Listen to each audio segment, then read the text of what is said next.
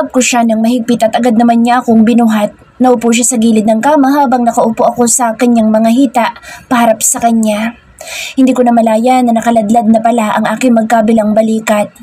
Hinapos niya ito bago bumaba ang kanyang labi sa aking leeg, pababa sa aking collarbone. It feels so hot. Kanina ko pa nararamdaman ang kakaibang init sa aking pagkababae dahil sa pagdidikit ng aming mga katawan. I love you, Myrtle. Bulong niya naman habang patuloy ito sa paghalik sa akin. Muli niya akong hinalikan at ang aking suot na roba ay tuluyan na niyang nahubad. It feels heaven. Mas lalo pang tumindi ang kuryente na nararamdaman ko sa bawat ugat ng aking katawan. The night was long. Paulit-ulit niya akong inanggin at paulit-ulit naming iniuungol ang pangalan ng isa't isa hanggang sa halos mamaos na kami. Dahil sa pagod, tinanghali na ako ng gising. Mataas na ang sikat ng araw. Mag-isa na lang ako sa kama. Napatingin ako sa coffee table kung saan nandoon si Aaron na inaayos ang aming pagkain. Good morning, baby. Malat na bati ko sa kanya. Nakaligo na siya. He looks so fresh. Para bang hindi siya napuyat, samantalang gulo-gulo ang aking buhok. Dry ang lips at ang mga mata ay bahagyang nangingitim dahil sa puyat.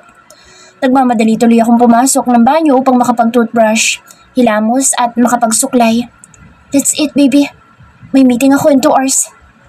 May iwan ulit ako dito, but it was fine. Matutulog lang din naman ako dahil napagod talaga ako. Kung hindi lang ako nagugutom, matutulog pa ulit ako. Gatas ang tinimpla ko para sa'yo dahil alam kong pagod ka sa magdamag. He said coolly. Nag-init naman ang pisngi ko dahil naalala ko ang iba't ibang posisyon na ginawa namin sa magdamag. Niyakap niya ako at hinalikan ng aking ulo. Ulaan mo ng lovemaking mamayang gabi. Sabi niya, may dinner tayo kasama ang parents ko mamayang gabi. Ngayon ay pinaalala niya na karamdam ako ng kaba at pagkataranta.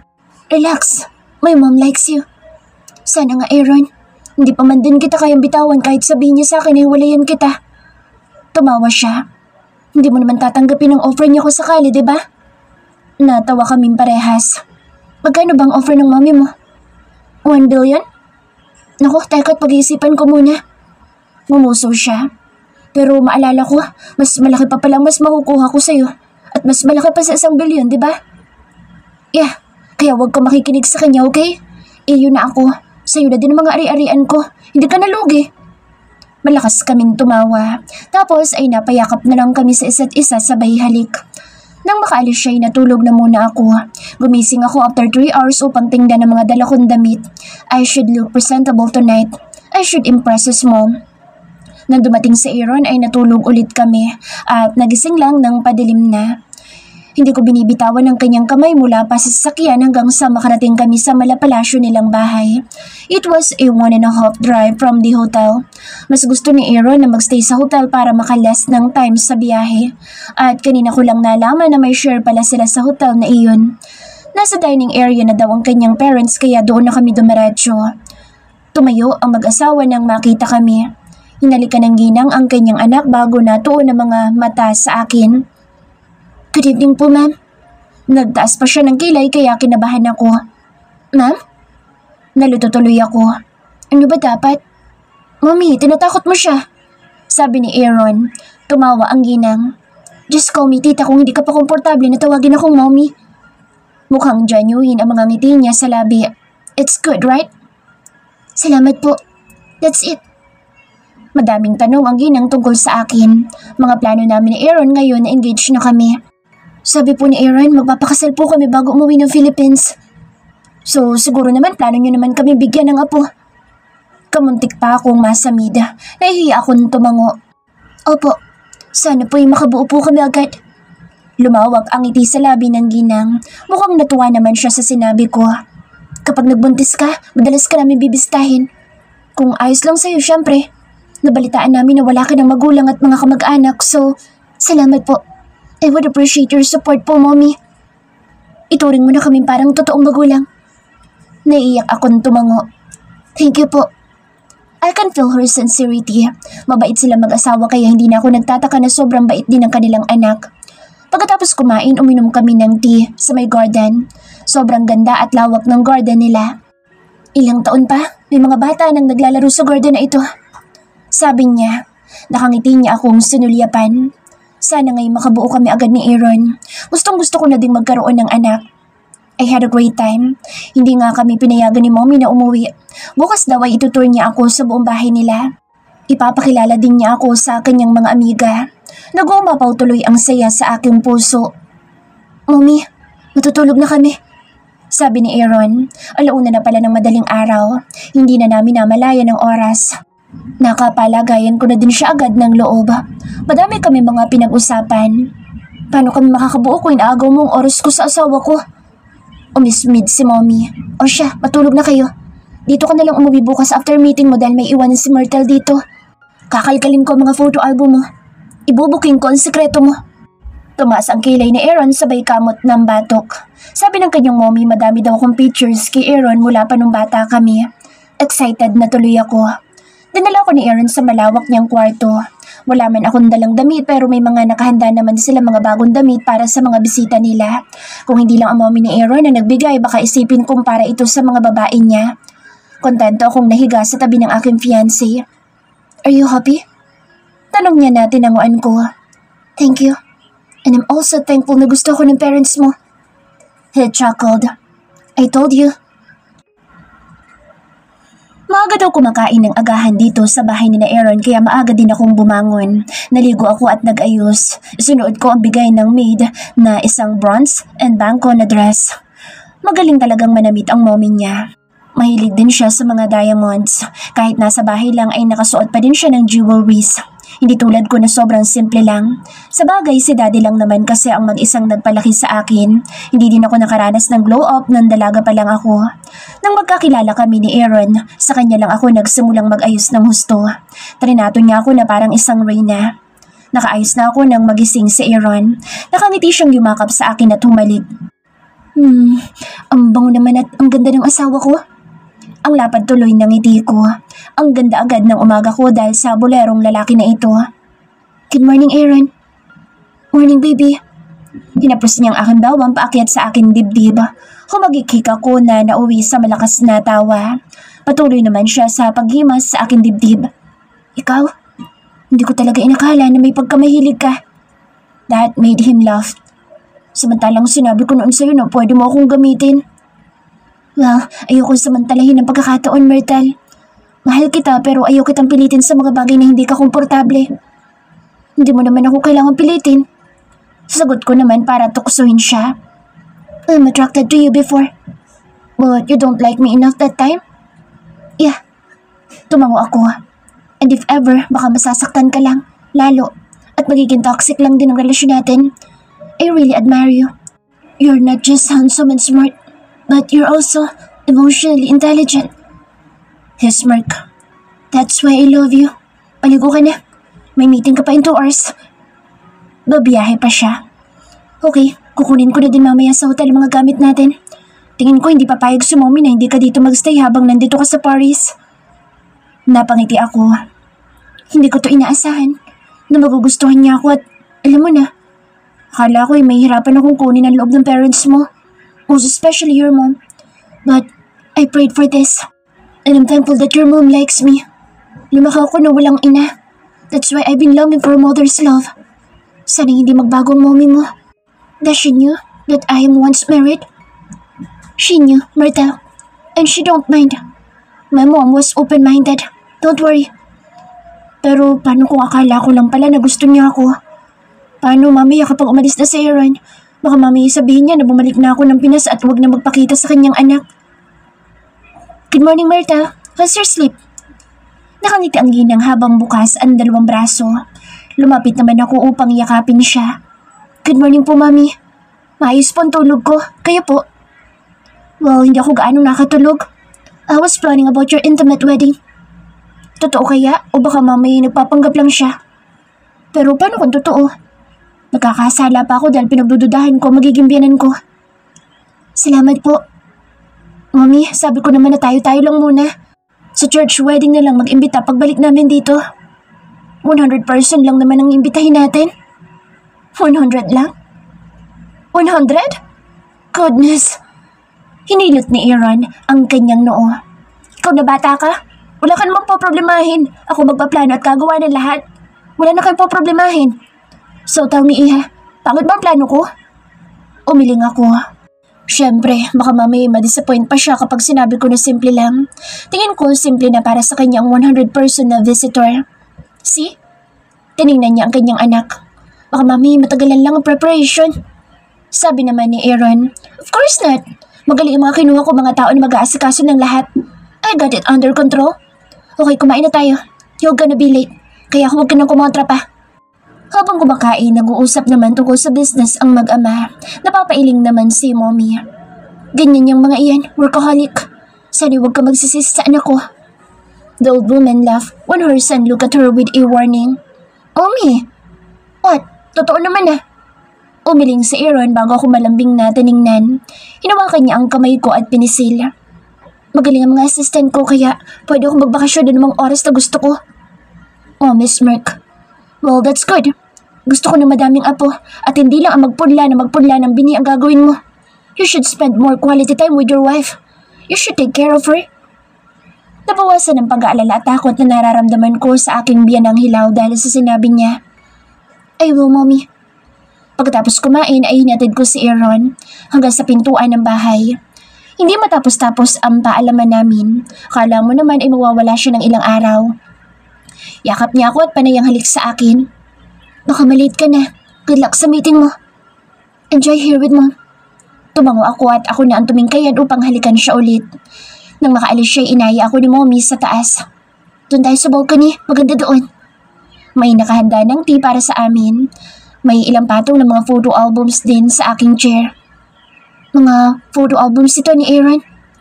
Na-excite ako. Kung siya, nakita na niya ako mula pa nung elementary kami. Ako, hindi ko talaga siya maalala. Baka may maalala ko kapag nakita ko ang pictures niya. Nagsimula kami sa photo album ni na Mommy. Hanggang sa kasal at hanggang sa magbuntis siya. Ang ganda niya at bukod doon mula pa nung dalaga siya, voluptuous na talaga ang kanyang katawan. Ang cute din ni Aaron nung baby siya. Ang lusog-lusog niya at ang sarap kagati na matambok niyang pisngi. Hanggang sa mapunta na sa elementary pictures niya. Chubby siya nung elementary siya, but he is undeniably handsome. And we really did go to the same school, pero hindi ko talaga siya kilala. Ay say, paano niya ako nagawang tanawin lang mula sa malayo at mahalin na hindi man lang nagpapakilala sa akin? He just loved me from afar. Sa ibang bansa na siya nag-high school, nagsimula na din siyang mag-lose ng weight. Habang lumilipas sa mga taon, pagwapo din siya ng pagwapo. Ang huling album na ipinakita sa akin ni Mommy ay puro pictures ko na. I was so surprised. Ang dami kong pictures sa kanya. Ang taba ko talaga noon pero I think I'm kinda cute here. Napangiti si Mommy. Nagpabili pa siya sa akin ng camera noon. Akala ko papasukin niyang photography. Iniisip ko, paano ng mga kumpanya namin? We both giggled. Kada uwi siya, magpiprint siya ng pictures mo. Kahit nang wala na siya sa Pinas, may mga pictures pa din siya sa akin mula nang umalis sila hanggang sa mag-college ako. Grabe, he is a stalker. Natawa na lang ako. This didn't creep you out, right?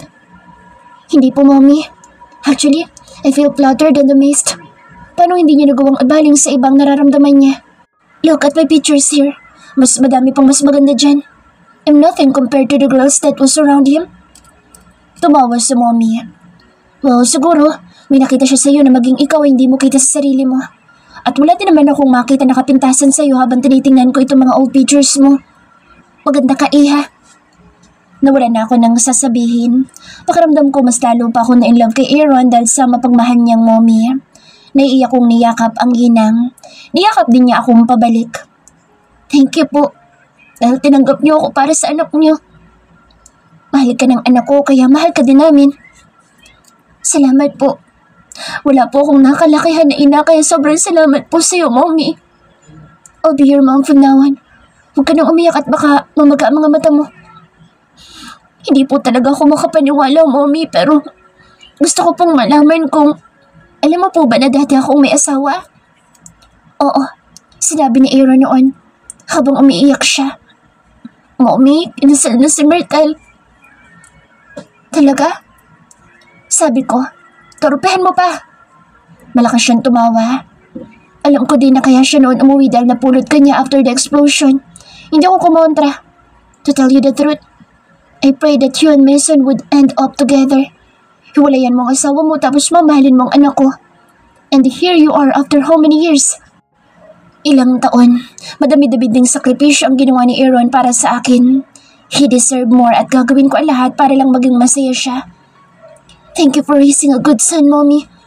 Lumamlam ang mga mata niya. Thank you, dear. And thank you for loving him back. Masaya na kami ng daddy niya. Ilang taon na din kami nag-aalala sa kanya. Akala namin hindi na siya makakapag-asawa noon. She happily sighed. May tanong ka pa ba?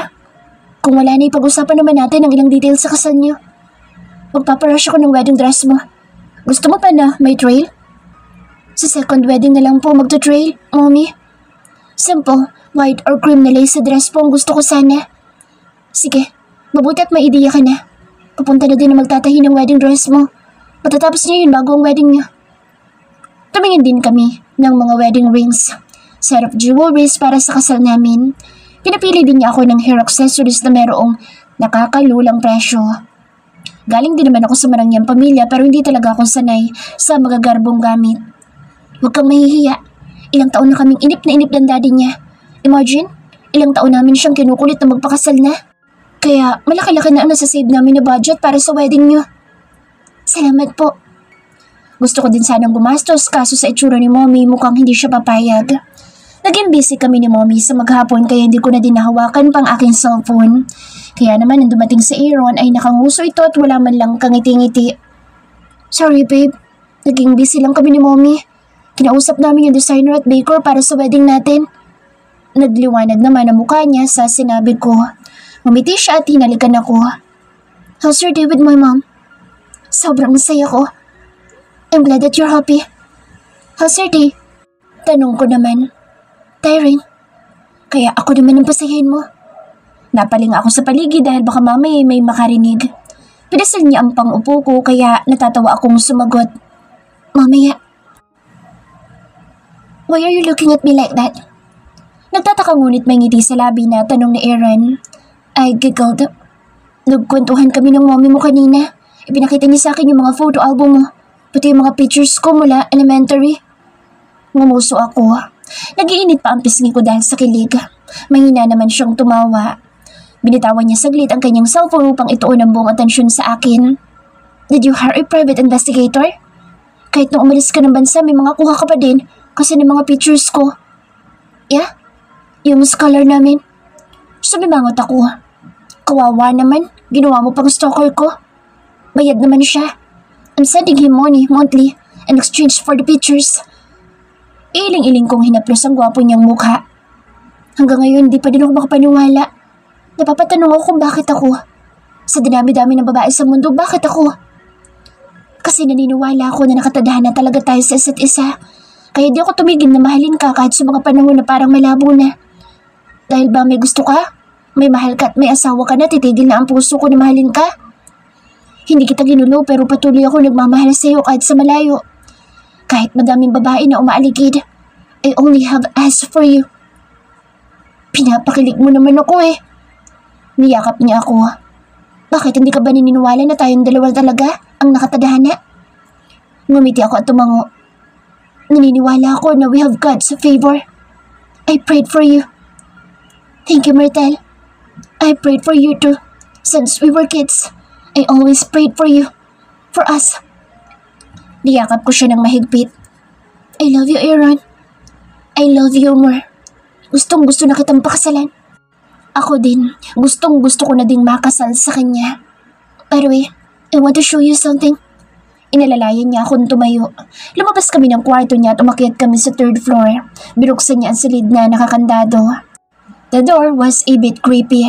Natakot tuloy akong pumasok pero nang makapasok kami, nabura ang takot ko. You paint? Maghang tanong ko. Yung dingding ay may painting ng aking muka. Ito ang bagong mukha ko. Yeah. Pero may kasama ko nagpaint dito. Hindi alam ni mommy to. Kung alam niya, baka nauna pa siyang ipakita sa'yo. Siguro kung hindi ko gusto si Aaron at hindi ko siya lubusang kilala, matatakot ako sa kanya. Iisipin kong obsessed siya. Pero hindi ko yun maramdaman.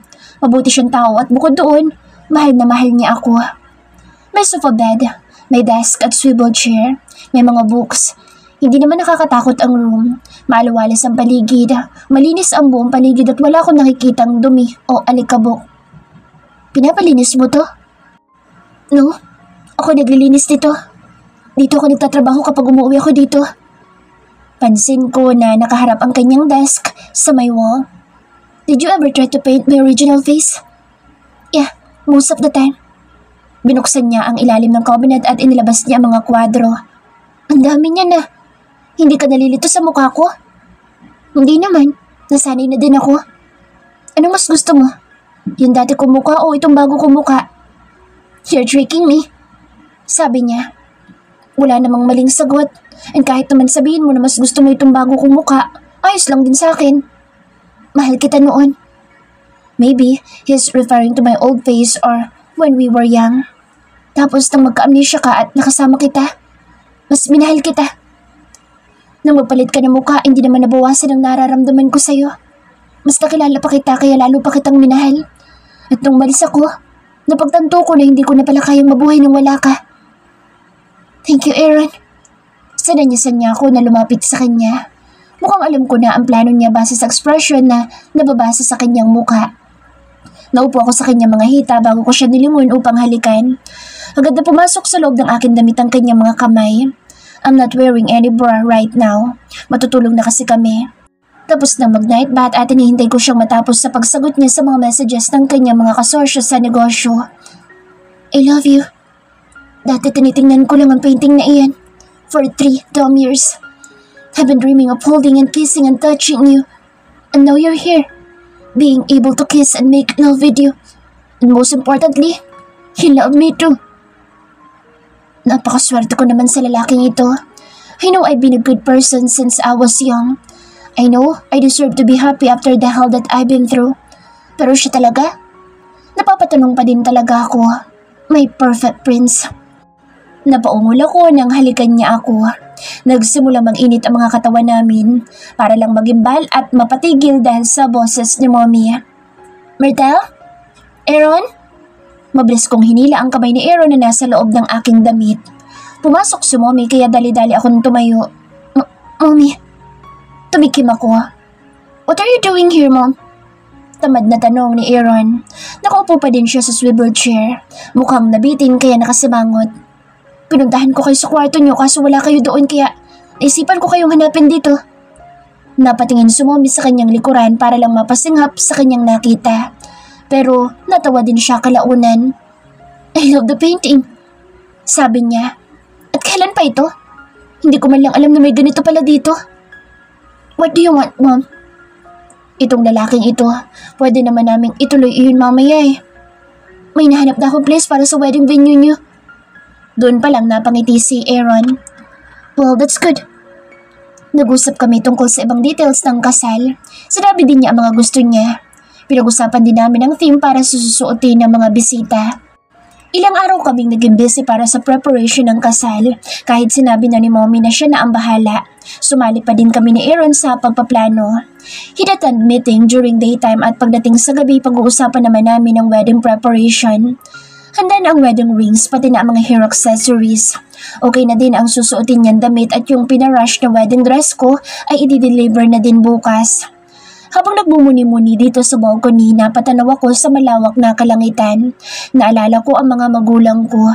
Siguro masaya din sila ngayon para sa akin dahil nahanap ko na ang lalaking totoong nagmamahal sa akin. Masaya na po ako dito, Mommy, Daddy. Sana masaya din po kayo dyan. Sayang at hindi man lang nila ako maihahatid sa altar. Bubuo po ako ng malaki at masayang pamilya kasama sa Aaron. I sigh and put a smile on my lips. I love you, Mommy and Daddy. Sa wakas hindi na ako mag-iisa. Unti-unti na ding nabuburang takot sa aking puso. I know I'm in the right path. I'm with the right man now. Hindi na ulit iiyak at magiging miserable.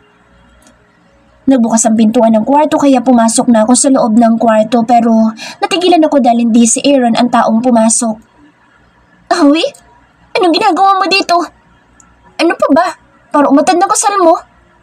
Nagtatalo naman ako sa tuwa. Paano niyang nalaman? Hindi ko ito nabanggit sa kanya sa chat eh. Tumawag si Aaron. Sabi niya nag-book ng ticket ang mommy niya para sa akin. Naiiyak tuloy ako. Thank you, Awi. Thank you, Awi ka dyan. Hindi mo man lang sinabi sa akin na ikakasal ka na pala. Mabuti pa ang bianan mo, naalala ko. Sorry naman. Civil wedding lang ano naman? Kasal pa din iyon. Hindi pwedeng wala ako. Huwag ka nang magalit. Nandito ka na naman eh. She sighed. Masaya ako para sa'yo, Myrtle. Alam kong masaya din ngayon ang daddy mo. Ikaw ba, hindi ka ba masaya? Matatapos ng responsibilidad mo sa akin. Pwede ka na mag-asawa. Sabi ko naman, oo, makakapag-asawa na ako. Pero ang pababayaan ka, hindi yan mangyayari. Habang buhay na ako nakadikit sa'yo, girl.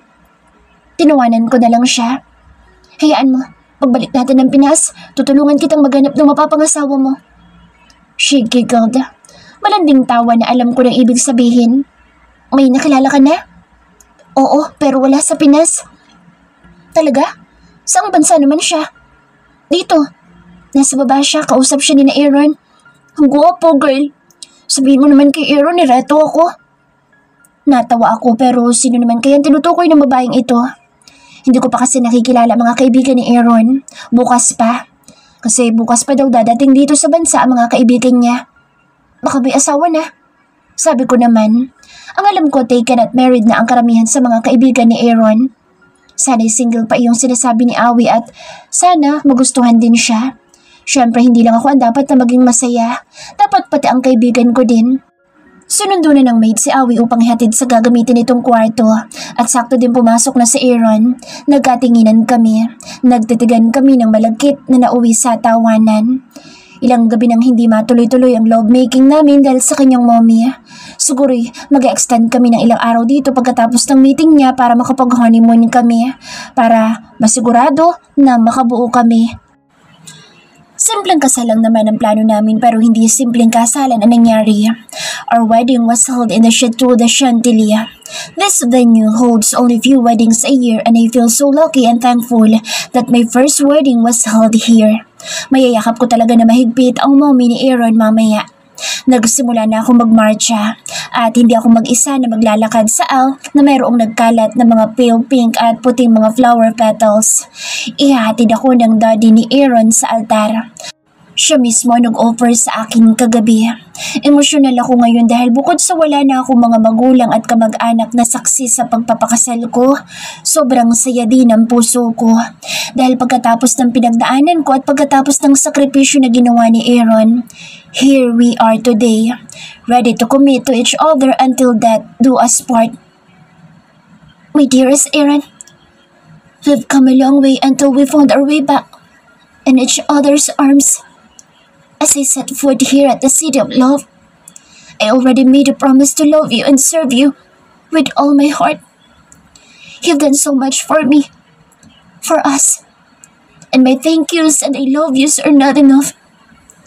I promise to be forever committed to you.